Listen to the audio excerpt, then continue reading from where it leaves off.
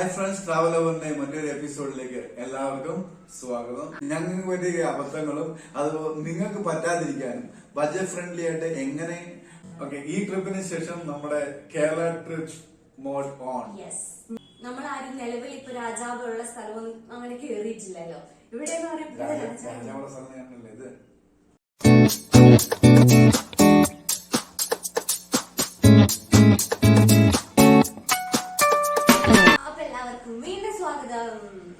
നമ്മൾ ഇന്ന് പറയുന്നത് വലിയ പ്രത്യേകതയുള്ള ഒരു വ്ലോഗൊന്നുമല്ല. ഒരു നോർമൽ ആയിട്ട് നമ്മളൊരു ഗുജറാത്ത് പാക്കേജ് പോയി വന്ന് അതിന്റെ ഞങ്ങളുടെ ഒരു എക്സ്പീരിയൻസ്, ഞങ്ങൾക്ക് പറ്റിയ അബദ്ധങ്ങളും അത് നിങ്ങൾക്ക് പറ്റാതിരിക്കാനും ബഡ്ജറ്റ് ഫ്രണ്ട്ലി ആയിട്ട് എങ്ങനെ അങ്ങോട്ട് ഗുജറാത്തിലേക്ക് ടൂർ പോകാനും എങ്ങനെ കാര്യങ്ങളൊക്കെ അതിന് മാനേജ് ചെയ്യാനും അങ്ങനെ ചെറിയൊരു വ്ലോഗാണ്. പക്ഷെ നമ്മള് ഗുജറാത്ത് മുഴുവനൊന്നും അല്ല, ഞങ്ങള് പോയ ആ സ്ഥലങ്ങളിനെ ബേസ് ചെയ്തിട്ടുള്ള ഒരു ബഡ്ജറ്റ് ഫ്രണ്ട്ലി പാക്കേജ് പറയാം. പിന്നെ ഞങ്ങളുടെ എക്സ്പീരിയൻസിനെ ബേസ് ചെയ്തിട്ടുള്ള കാര്യം കൂടിയാണ്. അപ്പം നമുക്കൊരബദ്ധം പറ്റി, നമ്മള് ഇവിടുന്ന് മധ്യപ്രദേശിൽ നിന്നാണ് നമ്മൾ ടൂർ പോയത്. ആക്ച്വലി ഒരു ഫുൾ ഒരു പാക്കേജ് ആയിരുന്നു. നിർത്തിയിട്ട് പോവണ്ടേ, നമ്മള് കേരളത്തിൽ നിന്ന് പോകുവാണെങ്കിൽ ശ്രദ്ധിക്കണം. അത് പറയുന്നുണ്ട്, എന്നാലും നിങ്ങൾക്ക് മനസ്സിലാവുള്ളൂ. നമ്മള് മധ്യപ്രദേശിൽ പോയപ്പോ മൊത്തം ഒരു പാക്കേജ് ആയിരുന്നു. പാക്കേജ് മൊത്തം 30,000 രൂപ പാക്കേജ് ആണ്. ഇതിനകത്ത് ഓൾമോസ്റ്റ് ഉള്ള ടിക്കറ്റും നമ്മുടെ ട്രെയിൻ ടിക്കറ്റ്, അതുപോലെ തന്നെ നമ്മുടെ വണ്ടിയിലെ ക്യാബിന്റെ മൊത്തം എക്സ്പെൻസസ്, പിന്നെ ഹോട്ടൽ ബുക്കിംഗ്സ്, ഇതെല്ലാം ഇതിനകത്ത് ഇൻക്ലൂഡ് ആണ്. അല്ലാതെ നമ്മൾ കൊടുത്തത് ഫുഡിന്റെയും പാലസിൽ പോയതിന്റെ ടിക്കറ്റും അത് മാത്രം നമ്മൾ അല്ലാതെ കൊടുത്തുള്ളൂ. പിന്നെ നമ്മളിപ്പോ മെയിൻ ആയിട്ട് നമ്മള് നേരെ ട്രെയിനിൽ പോയി നമ്മുടെ റെയിൽവേ റിട്ടയർ റൂമിൽ നമ്മൾ റെസ്റ്റ് ഒക്കെ എടുത്തിട്ടാണ് നമ്മൾ സ്റ്റാച്യു ഓഫ് യൂണിറ്റി കാണാൻ പോയത്. പക്ഷെ നമ്മൾ വളരെ ലേറ്റ് ആയിരുന്നു. നമ്മളെ ട്രെയിൻ ചതിച്ചതാണ്. ട്രെയിൻ 2 മണിക്കൂർ ലേറ്റ് ആയിരുന്നു. നമ്മൾ വെയിറ്റ് ചെയ്തുകൊണ്ടിരിക്കുവായിരുന്നു. റെയിൽവേന്റെ കാര്യം എന്ന് പറഞ്ഞാൽ ഒരിക്കലും കറക്റ്റ് ടൈം നമ്മൾ ഒരിക്കലും പ്ലാൻ ചെയ്തത് 2 മണിക്കൂർ മുമ്പിൽ പ്ലാൻ ചെയ്താൽ മാത്രമേ സംഭവമായിരുന്നു. പക്ഷെ അവരത് നമ്മളത് നേരത്തെ പറയണേന്ന് അവരോട്, അല്ലെങ്കിൽ വേറെ ട്രെയിൻ നോക്കണം. നമ്മൾക്ക് മണ്ടത്തരം പറ്റിയതാണ്. ഞങ്ങൾ ടൈം അനുസരിച്ചുള്ള ട്രെയിൻ തന്നപ്പോ ഞങ്ങൾ അതിന് മുമ്പത്തെ ട്രെയിൻ ആക്കിയത്. അതായത് 5 മണിക്ക് എത്തുന്ന ട്രെയിൻ ആയിരുന്നെങ്കിൽ 7 മണിയാകുമ്പോൾ കറക്റ്റ് എത്തിയാൽ ഫ്രഷ് ആയിട്ട് പോവുകയും ചെയ്യാം. നമ്മള് ഇവിടെ എത്തുവാണെങ്കിൽ റെയിൽവേ സ്റ്റേഷൻ എടുക്കുന്നത് റിട്ടയർ റൂം എടുക്കുന്നതാണ് ഏറ്റവും നല്ലത്. നിങ്ങൾ ബാച്ചിലായിട്ട് പോവാണെങ്കിൽ ഡോമട്രി ഉണ്ട്. അതിങ്ങനെ ഒരു ക്യാബിൻ പോലെയാണ്, ഈ AC ആണ്. പിന്നെ ബാച്ചിലായിട്ട് പോയാൽ മാത്രമേ പറ്റുള്ളൂ, അല്ലെങ്കിൽ ജെന്റ്സ് മാത്രം ഉണ്ടായിരുന്നു. ലേഡീസും കൂടെ ഉണ്ടായാലും അത് റൂമിലേക്ക് മാത്രമേ പറ്റുള്ളൂ. 500 രൂപ. കുറച്ച് റെസ്റ്റ് എടുത്തൊന്ന് ഫ്രഷ് ആയി വരുമ്പോഴത്തേനാണ് നമുക്ക് പറ്റിയത്. നമ്മൾ ഓൾറെഡി ലേറ്റ് ആയിരുന്നു. പെട്ടെന്ന് നമ്മൾ ഫ്രഷ് ആയി നേരെ ക്യാബിൽ കയറി. നേരെ അവിടുന്ന് 150 കിലോമീറ്റർ ഉണ്ട് സ്റ്റാച്യു ഓഫ് യൂണിറ്റിയിലേക്ക്. അല്ല, 80 കിലോമീറ്റർ ഉള്ളു. 1.5 മണിക്കൂർ എടുക്കും. 80-85 കിലോമീറ്റർ ഉണ്ട്. 85 കിലോമീറ്റർ ഉണ്ട്. ഒരു 1.5 മണിക്കൂർ എടുക്കും. അവിടെ എത്തി, അവിടെയും ട്രാഫിക് ഉണ്ട്. അവിടെ എത്തി കഴിഞ്ഞു കഴിഞ്ഞാൽ പിന്നെ ഒരു അത് കഴിഞ്ഞാൽ അതെല്ലാം നമ്മൾ ലേറ്റ് ആയതുകൊണ്ട് നമുക്ക് മര്യാദ കാണാൻ പറ്റില്ല. നിങ്ങൾ വരുവാണെങ്കിൽ ഒരു കാര്യം ശ്രദ്ധിക്കുക, ഒരു 9 മണിയാകുമ്പോഴത്തേനും സ്റ്റാച്യു ഓഫ് യൂണിറ്റിയിൽ എത്താൻ നോക്കുക. 10 മണിക്കൂർ ടിക്കറ്റ് ആണെങ്കിലും. അന്നേരമാണ് ഫസ്റ്റ് നമുക്ക് ഇതെല്ലാം മര്യാദ കണ്ട് ഒരു 3 മണിക്കൂർ എടുക്കും അല്ലെ. എന്തായാലും 2 മണിക്കൂർ ടിക്കറ്റ് നമുക്ക് 10 മണി ടു 12 മണിയാണ് നമുക്ക് തന്ന ടിക്കറ്റിലെ അതിന്റെ ടൈമിംഗ് എന്ന് പറയുന്നത്. ഞങ്ങൾ എത്തിയത് 11:55 മൊത്തം നോക്കി പറഞ്ഞാൽ 3 മണിക്കൂർ എടുക്കും. അത്ര കാണാനുണ്ട്. ചെറിയൊരു സംഭവമല്ല, വലിയൊരു സംഭവം. ഒരുപാട് കാര്യമുണ്ട് കാണാൻ വേണ്ടി. മ്യൂസിയം ആണെങ്കിലും ആ ഒരു സ്റ്റാച്യു ഓഫ് യൂണിറ്റിയുടെ ആ ഒരു അത് മൊത്തം 3D ഷോ പോലെയാണ്. നമുക്ക് എന്തെങ്കിലും ഒരു കാണാൻ ഒബ്ജക്റ്റ് മുഴുവൻ 3Dയിലാണ് കാണുന്നത്. നല്ല അടിപൊളിയാ സംഭവം. മൊത്തം കാണാനുണ്ട്. അതിന്റെ അകത്ത് തന്നെ ഇതെങ്ങനെ ഡാം ഉണ്ടാക്കി, സർദാർ സരോവർ ഡാം ഇങ്ങനെ ഉണ്ടാക്കി, എല്ലാ കാര്യങ്ങളും ഡീറ്റെയിൽ ആയിട്ട് അതിന്റെ അകത്ത് കാണിക്കും. നമുക്ക് എല്ലാ സ്ഥലത്തും പോയി കാണാൻ പറ്റും. അതൊരു ഏറ്റവും വലിയ ഗുണമുള്ള കാര്യം. അത് കഴിഞ്ഞ് പിന്നെ മസ്റ്റ് സംഭവം വിസിറ്റ് എന്ന് പറഞ്ഞാൽ അവിടെ ഒരു സൂ ഉണ്ട് സ്റ്റാച്യു ഓഫ് യൂണിറ്റിന്റെ ക്യാമ്പസിലുള്ള. അത് നിങ്ങൾ എന്തായാലും വിസിറ്റ് ചെയ്യണം. ഞങ്ങളെ കൊണ്ട് അത് പറ്റിയില്ല. നമ്മൾ ഓൾറെഡി ലേറ്റ് ആയതുകൊണ്ട് നമുക്കത്. പക്ഷെ ഞങ്ങളുടെ ട്രിപ്പിലെ ഐറ്റിനറിക്കകത്ത് ഉണ്ടായിരുന്ന സ്പോട്ടായിരുന്നു. പക്ഷെ നമുക്ക് സമയം ലേറ്റ് ആയതുകൊണ്ട് പിന്നെ നമുക്ക് ഹോട്ടലിൽ ചെക്കിങ്ങിന്റെ സമയമൊക്കെ ആയത് അതുകൊണ്ട് ഞങ്ങൾക്ക് അത് കാണാൻ പറ്റിയിട്ടില്ല. പക്ഷെ അത് മിസ് ചെയ്യരുത്. അത് കാരണം മൊത്തം ഗ്ലാസ്സിലാണ്, നമ്മൾ തൊട്ടടുത്ത് പെറ്റ്സോൺ ഉണ്ട്. പെറ്റ്സിനൊക്കെ നമ്മുടെ കയ്യിൽ പെറ്റ്സൊക്കെ നമ്മളെ കയ്യിൽ എടുക്കാൻ പറ്റും നമുക്ക്. അത്രയ്ക്ക് അതൊരിക്കലും മിസ് ചെയ്യുന്നതാണ് ഞാൻ പറയുന്നത്. പിന്നെ ഒരു ഏക്ത ക്രൂയിസ് ഉണ്ട്. ക്രൂസിന്റെ നമ്മുടെ ഒരു സർവീസ് മൊത്തം നമുക്ക് കിട്ടും. ഉള്ളിലൂടെ ഒരു കറങ്ങാൻ പറ്റും. അത് നിങ്ങൾ പോകുമ്പോൾ അതെന്തായാലും മിസ്സാക്കരുത്. തിരക്ക് പിടിക്കല്ലോ. 1 day സ്റ്റാച്യു ഓഫ് യൂണിറ്റിയും അതിനോട് ചേർന്നിട്ടും കാണാൻ ഇഷ്ടം പോലെ ഉണ്ട്, എക്സ്പ്ലോർ ചെയ്യാൻ. 1 day അതിനായിട്ട് തന്നെ മാറ്റി വെക്കണം. അത് കഴിഞ്ഞ സെക്കൻഡ് ഡേ നിങ്ങൾ അല്ല, 1 day ഫസ്റ്റ് തീർന്നിട്ടില്ല. ഈവനിങ്ങിൽ ലൈറ്റ് ഷോ ഉണ്ട്, അത് ഒരിക്കലും മിസ് ചെയ്യില്ല. ലൈറ്റ് ആൻഡ് സൗണ്ട് ഷോ ഉണ്ട്. പകലത്തെക്കാളും അരമണിക്കൂർ സർദാർ വല്ലഭായ് പട്ടേൽ ജീവനോടെ ഇങ്ങനെ നിൽക്കുന്ന ഒരു ഫീലിംഗ് ആണ്. നല്ലൊരു എക്സ്പീരിയൻസ് കളറിലല്ലേ വരുന്നത്. കാരണം അത് മിസ് ചെയ്യരുത്. അത്ര പകലത്തെക്കാളും ഭംഗി മുഴുവൻ കിട്ടുന്നത് രാത്രി. അത് നമ്മൾ ഒരിക്കലും മിസ് ചെയ്യാൻ പറ്റില്ല. ഞങ്ങൾ അത് എന്തായാലും കണ്ടു. അത് ഏറ്റവും വലിയ സന്തോഷം. നിങ്ങൾ വരുന്നതാണ്. അത് എക്സ്പ്രസ് ടിക്കറ്റ് എടുക്കണം, എന്നാലാണ് ഈ ലൈറ്റ് ഷോ ഇൻക്ലൂഡഡ് ആവുന്നത്. 1000 രൂപയാണ് എക്സ്പ്രസ് ടിക്കറ്റിന്. നോർമൽ ടിക്കറ്റിന് ടാക്സ് ഉണ്ട്. 1000 രൂപ പ്ലസ് ടാക്സ്. നോർമൽ ടിക്കറ്റ് ആണെങ്കിൽ 350 രൂപ. പക്ഷെ ക്യൂവിൽ നിൽക്കണം. അതില് ലൈറ്റ് ഷോന്റെ ഇതില്ല. ആകെ 250 ടിക്കറ്റേ ഉള്ളൂ ലൈറ്റ് ആൻഡ് സൗണ്ടിന്റെ. അത് എത്ര ചെയർ അവിടെ അത്രേ ചെയർ ഉള്ളൂ. അതിൽ കൂടുതൽ ആൾക്കാരൊക്കെ അവിടെ അക്കോമഡേറ്റ് ചെയ്യാൻ പറ്റില്ല. അത് ഭയങ്കര സംഭവമാണ്. അത് മാക്സിമം ഒരു ദിവസം മുഴുവൻ അത് കറങ്ങിയിട്ട് അത് ഞങ്ങൾ പിന്നെ അടുത്ത് റെഫർ ചെയ്യുന്ന സ്ഥലമാണ് പോയിച്ച. പക്ഷെ ഞങ്ങൾ സെക്കൻഡ് ഡേയിലല്ല, തേർഡ് ഡേയിലാണ്. പക്ഷെ അത് ആ സെക്കൻഡ് ഡേയില് സ്റ്റാച്യു ഓഫ് യൂണിറ്റി പോയിച്ചിലേക്ക് ഒരു 60-50 കിലോമീറ്റർ ഉള്ളൂ. അത് വളരെ ദൂരം കുറവാണ്. പക്ഷെ നമുക്കത് അറിയത്തില്ലായിരുന്നു. നമ്മള് സ്റ്റാച്യു ഓഫ് യൂണിറ്റിയിൽ നിന്ന് ബറോഡയ്ക്ക് വന്ന് ബറോഡ മൊത്തം ലോക്കൽ സൈറ്റ് കണ്ടു കഴിഞ്ഞ ശേഷമാണ് ഞങ്ങൾ ഈ പോയിച്ചിലേക്ക് പോയത്, തേർഡ് ഡേ. പക്ഷെ അത് എന്റെ ഒരു ആവശ്യമില്ലായിരുന്നു. നമ്മുടെ സ്റ്റാച്യു ഓഫ് യൂണിറ്റി കഴിഞ്ഞ് നേരെ പോയിച്ചേ പോവാം. പോയിച്ച് ഈവനിങ് ആണെങ്കിൽ രാവിലെ ആണെങ്കിൽ അടിപൊളിയാണ്. ഈവനിങ് ആണെങ്കിൽ ലൈറ്റ് ഷോ ഒക്കെ ഉണ്ട്. മൊത്തം ലൈറ്റ് ആണ്. ലൈറ്റിൽ പ്രത്യേക ഒരു ലുക്കാണ്. വെള്ളമൊക്കെ ഇങ്ങനെ വീഴുന്നു, ഫുള്ള് ലൈറ്റ്. അത് അടിപൊളിയാണ്. നൈറ്റിലെ മിസ് ചെയ്ത് അതങ്ങനെ അതെല്ലാം കണ്ടു അതനുസരിച്ച് അത് കഴിഞ്ഞ് നേരെ എവിടെ പോണം? ബറോഡയിൽ. ബറോഡയിൽ പോകുമ്പോ എനിക്ക് സെയിം എനിക്ക് ഒരിക്കലും മിസ് ചെയ്യാൻ പറ്റുമെന്ന് ഉറപ്പുള്ള രണ്ട് സംഭവങ്ങൾ അതിനകത്ത്. ഒന്ന് പാലസ്, ലക്ഷ്മി വിലാസ് പാലസ്. അത് നിങ്ങൾ ഒരിക്കലും മിസ് ചെയ്യും. അത് നമുക്ക് ആരോടും ചോദിക്കേണ്ട, ആരും നമുക്ക് പറഞ്ഞു തരേണ്ട. ഓരോ നിങ്ങളുടെ പോയിന്റ് വൈസിൽ നമുക്ക് അവിടെ ഓഡിയോ ഗൈഡ് നമ്മുടെ കയ്യിലേക്ക് തരും. അപ്പൊ നമ്മൾ അത് ഓരോ സ്പോട്ടിൽ എത്തിക്കഴിഞ്ഞിട്ട് നമ്മൾ അതിങ്ങനെ വെക്കുക. അപ്പൊ അവര് എൻറ്റയർ ആയിട്ടുള്ള കാര്യങ്ങൾ, ഫുള്ള് കാര്യങ്ങൾ ഒരു ഗൈഡ് നമുക്ക് ഇങ്ങനെ പറഞ്ഞു തരും. ശരിക്കും പറഞ്ഞാൽ അത് പിന്നെ നമുക്കൊരു എക്സാം എഴുതുവാണെങ്കിൽ ഫുള്ള് എഴുതാൻ പറ്റും. കാരണം വേറെ സൗണ്ട് ഒന്നുമില്ല. ഇവര് പറയുന്നത് മാത്രം നമ്മൾ കേൾക്കുന്നു. ഹിന്ദി ലാംഗ്വേജും ഇംഗ്ലീഷ് ലാംഗ്വേജും ഗുജറാത്തി, നമുക്ക് ഇഷ്ടമുള്ള ലാംഗ്വേജ്, നമുക്ക് മനസ്സിലാവുന്ന ലാംഗ്വേജ് ചൂസ് ചെയ്യാം. എന്നിട്ട് നമ്മൾ ഇംഗ്ലീഷിലാണെങ്കിൽ ആ പറയുന്ന കാര്യങ്ങളെല്ലാം അതേപടി.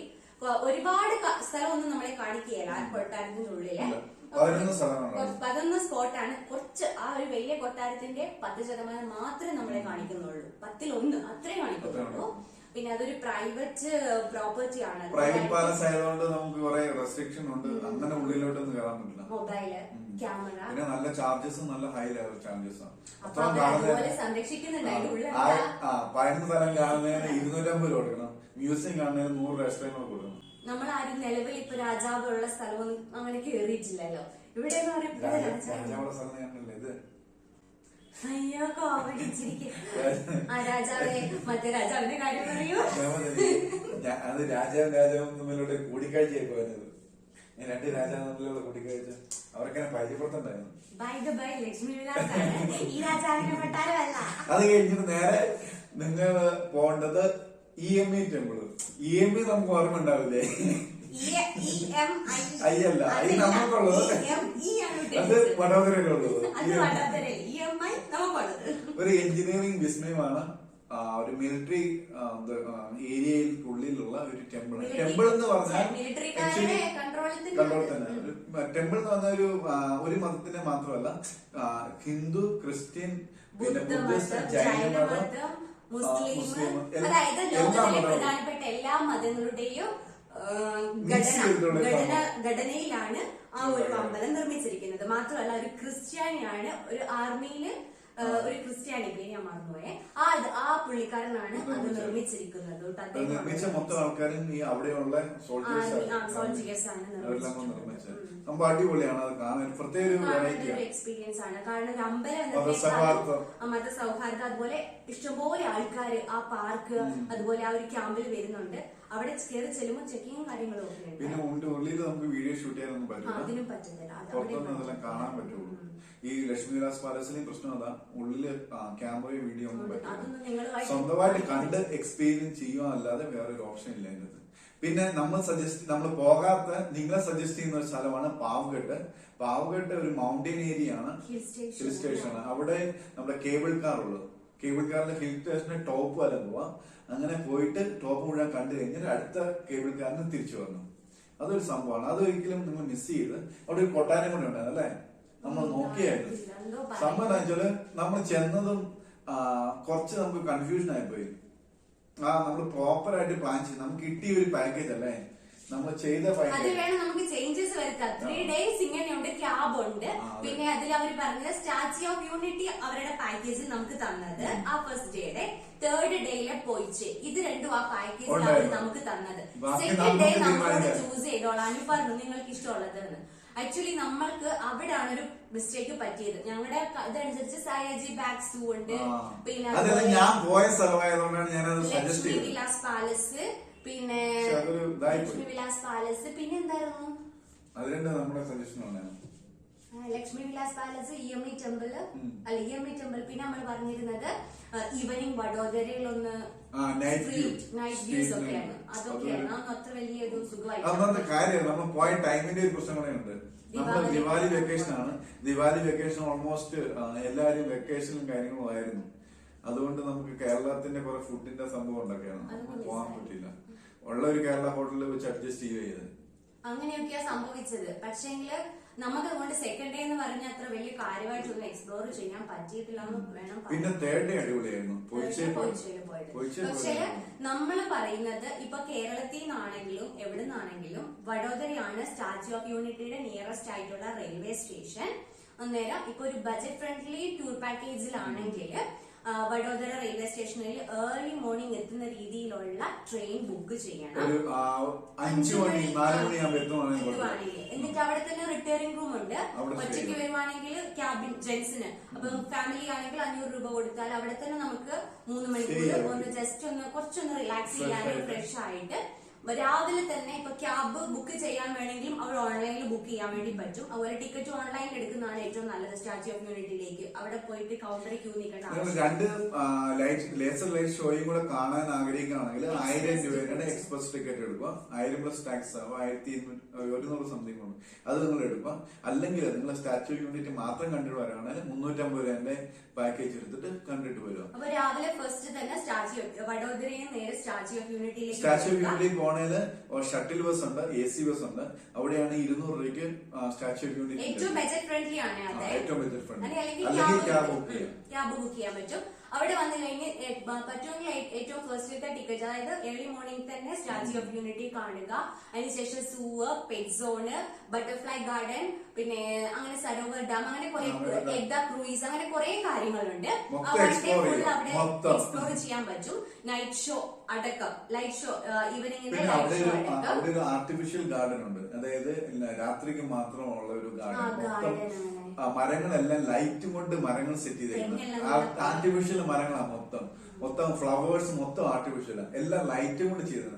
അതൊരു മസ്റ്റ് വിസിറ്റ് പ്ലേസ് ആണ്. പക്ഷെ അതൊക്കെ ചെയ്യണേല് രാത്രി ഫുൾ ടൈം നമുക്ക് വേണം. രാത്രി മുഴുവൻ ഇതെല്ലാം പോയി കണ്ട് ആ ഏരിയ തന്നെ നമ്മൾ 2 ദിവസമെങ്കിലും 1.5 ദിവസമെങ്കിലും സ്പെൻഡ് ചെയ്യണം. അതേപോലെ സംഭവം അങ്ങനെയാ. പിന്നെ അതുപോലെ അക്കോമഡേഷൻ ആണെങ്കിലും ടെന്റ് സിറ്റി നല്ലൊരു എക്സ്പീരിയൻസ് ആണ്. ഞങ്ങൾ പറയും ഒരിക്കലെങ്കിലും നിങ്ങൾക്ക് അതുപോലെ ഒരു എക്സ്പീരിയൻസ് ഉണ്ടാകുന്നത് നല്ലതാണ് എന്ന് നമ്മൾ പറയും. കാരണം വേണം എന്താണെങ്കിലും നമ്മൾ എന്നാ ടെന്റിലാണ്, നമുക്ക് ഇൻഡിവിജ്വൽ ആയിട്ടുള്ള ഒരു ടെന്റ് എക്സ്പീരിയൻസ് ആണ് ഉണ്ടാകുന്നത്. 6500 പോയാലും നല്ല 6500 രൂപ പോയാലും നല്ല രീതിയിൽ മുതലാക്കാൻ വേണ്ടിയിട്ട് അതുകൊണ്ട് അതൊരു മോശമല്ല. 6500 രൂപയായിരുന്നു നമ്മുടെ അവിടുത്തെ ചാർജ് എന്ന് പറയുന്നത്.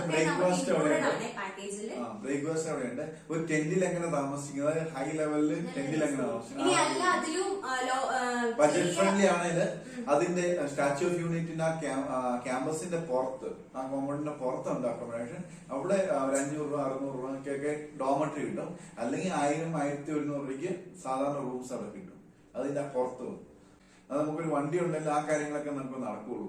അല്ലെങ്കിൽ നമുക്കതൊന്നും പറ്റൂല. പിന്നെ ഫസ്റ്റ് ഡേ അങ്ങനെ അവിടെ നിന്ന് സ്റ്റേ ചെയ്തിട്ട് സെക്കൻഡ് ഡേ നിങ്ങൾ എന്താ ചെയ്യേണ്ടതെന്ന് വെച്ചാൽ രാവിലെ എങ്ങോട്ടാ പോകേണ്ടതെന്ന് അറിയാവോ? പൊയ്ച്ചയിലേക്ക് പോകണം. നമുക്ക് പറ്റിയത് നിങ്ങൾക്ക് പറ്റിയത്